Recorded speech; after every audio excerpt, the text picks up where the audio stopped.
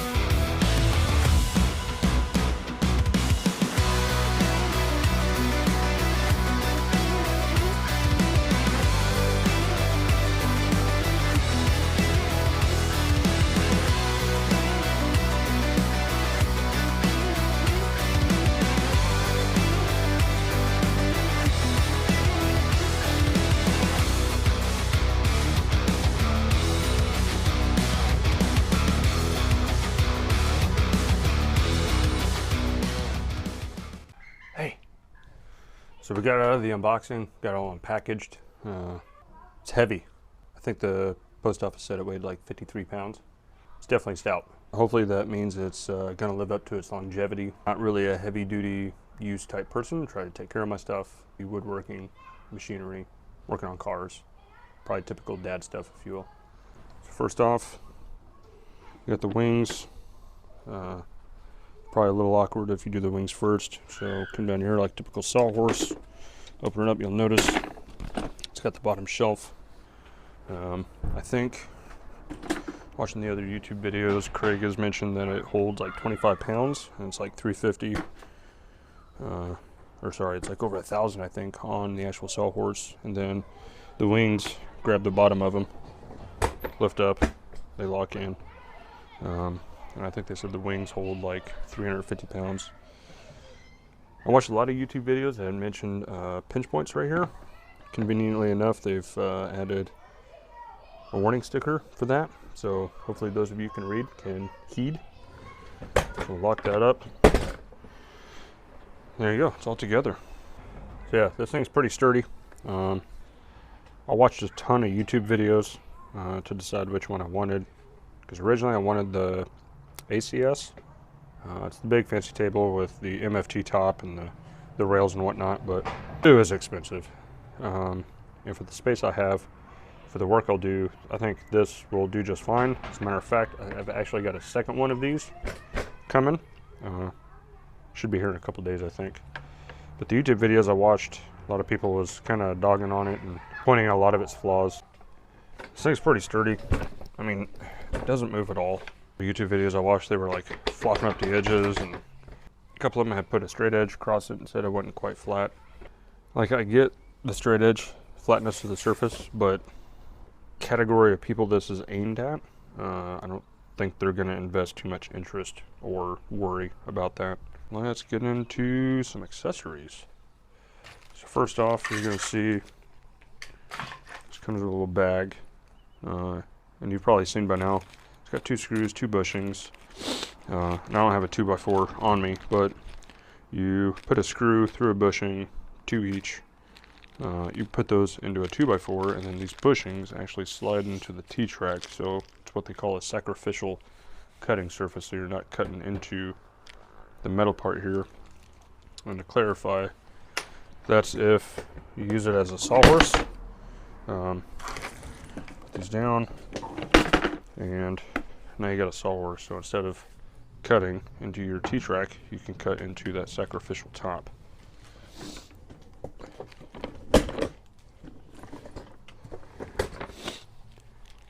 And for all the toys. You got your bench dogs. Got your side rail brackets, and this what is it, Automax? Yeah, Automax clamp. From these, from what I gather, it's supposed to fit in here.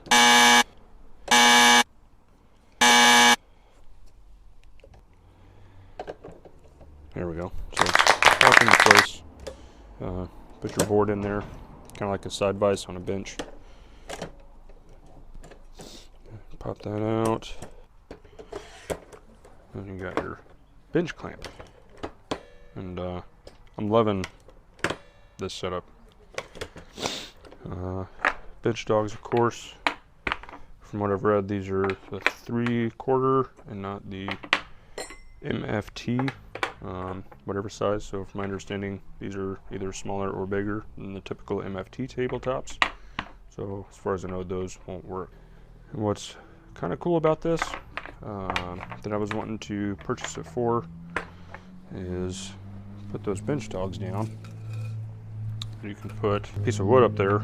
It's got a little rubber on top, and if you're sanding, it'll grip it nice and tight, and don't have to worry about clamps. So you can just surface sand top of your board, not have any clamps getting in the way. Super awesome. Forgot to mention these little brackets. These just plug in here.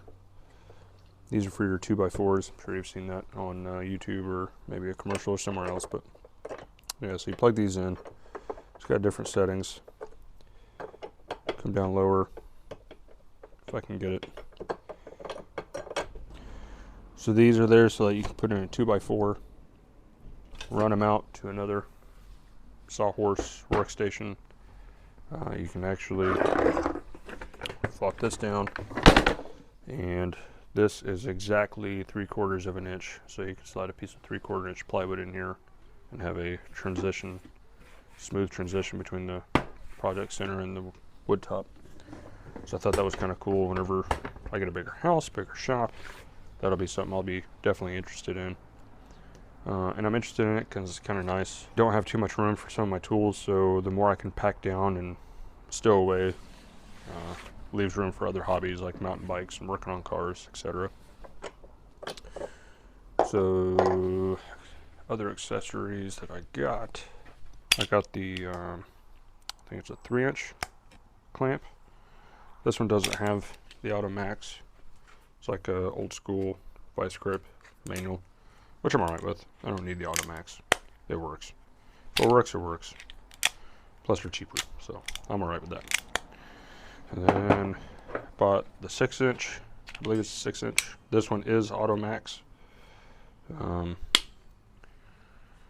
that'll come in handy, and I can use it a lot with this. It's got a little bit longer reach.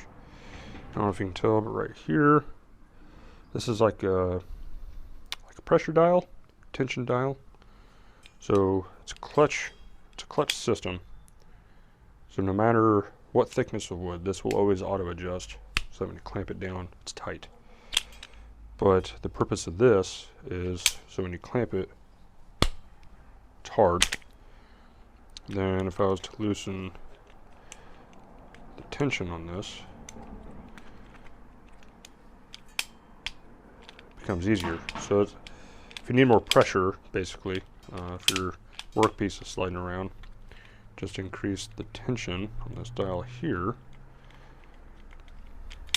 It'll auto adjust to whatever thickness, but the pressure will be greater. So in effect, it's similar to this, where it's pretty easy.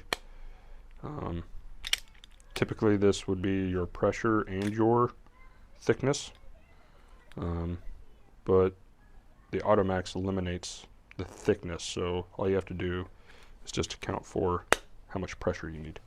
So next, I'll show you maybe a hidden feature. I didn't know about it until I got a couple videos in, trying to decide myself if I wanted one, but what I thought was cool is they actually have T-track here, and I'll flip this up so you can see it. But if you take you notice, their bench clamps have two different sizes. And what it is the bigger pad actually slide in, hangs, a piece of wood. Put that up against there. Boom. So like that one, still kind of move it.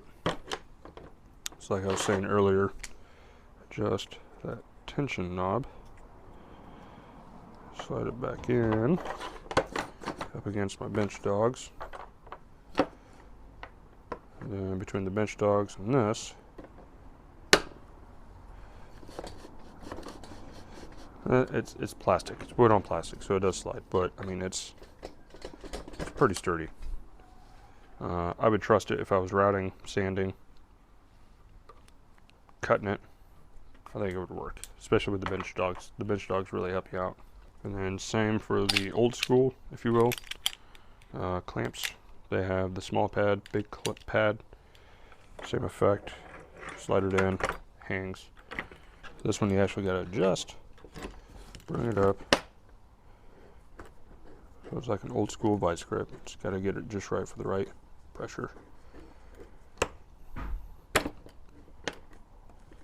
Boom. And you know what? That actually gives more tension than the Automax one.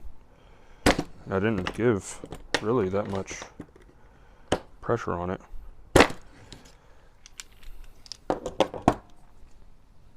Let's try this again.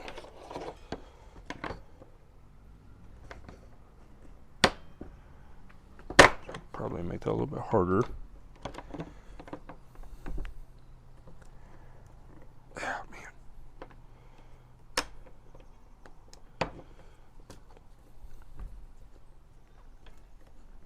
So I had to use two hands to close that one. I can still kind of move it. I don't know if it's because the reach for the 6-inch gives it more movement. I mean, the clamp is solid. It's not like twisting. But I definitely feel like I get more clamping pressure out of this one.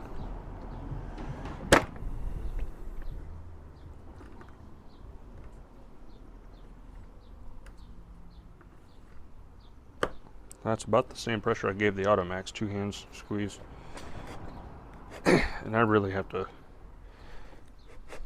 twist the hips to get that to move. And then these, it doesn't come with the tool. I'm not sure what size, but it comes with an Allen key on the bottom. If it's kind of tight, you can't do it with your hands. Same effect, slides in. Similar, slides in. Now you've got rotating clamps. Now I'll show you some other stuff that I got. Boom.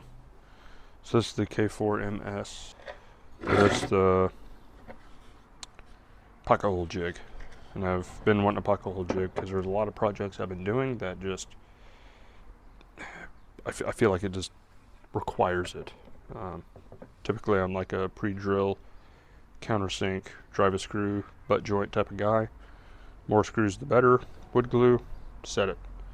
And then you'll notice here, if you can read that, it says K5, K4. What that actually is those screw holes line up with the K4. So if you really wanted to, you could actually mount your pocket hole jig to the table. Make a little station out of it. But it's the Kreg crosscut station.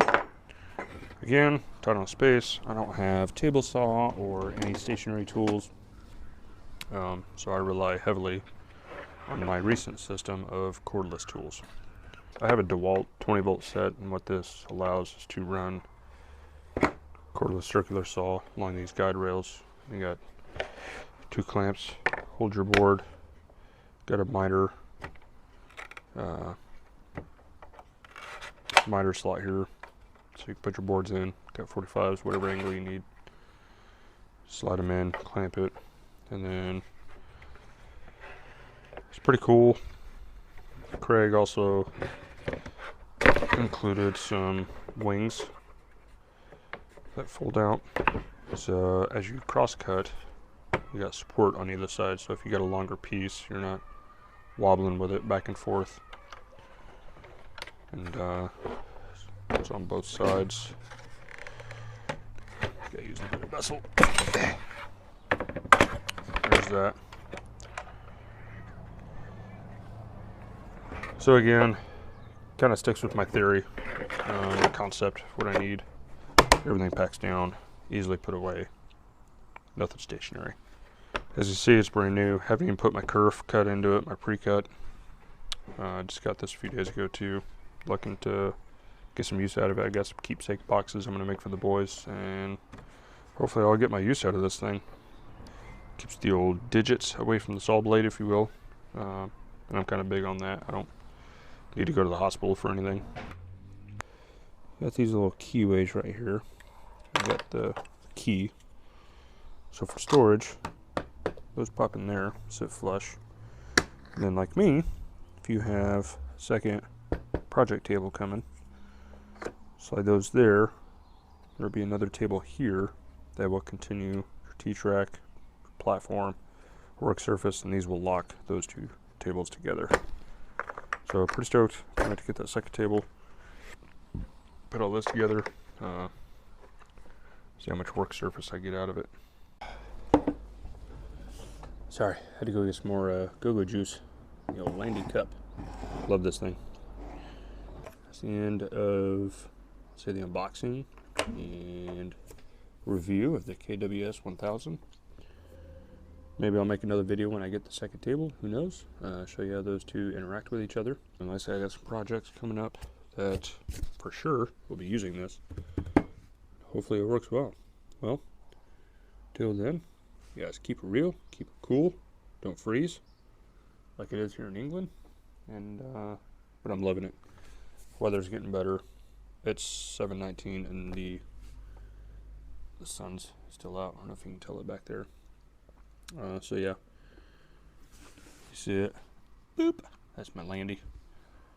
Kids came up with a name called Duchess for her, but I'm still pondering every now and then about a different name for her. It's an awesome truck. Who knows? Maybe I'll do a video on that. Got a lot of stuff I can do a video on. A lot of content. We'll try to space them out. I don't have a YouTube channel or a name or anything else, and I'm not even looking to get a lot of views. Just more or less, I think it's kind of cool how people give to the YouTube community. They give a lot of knowledge, resource. It's kind of cool, and I like teaching.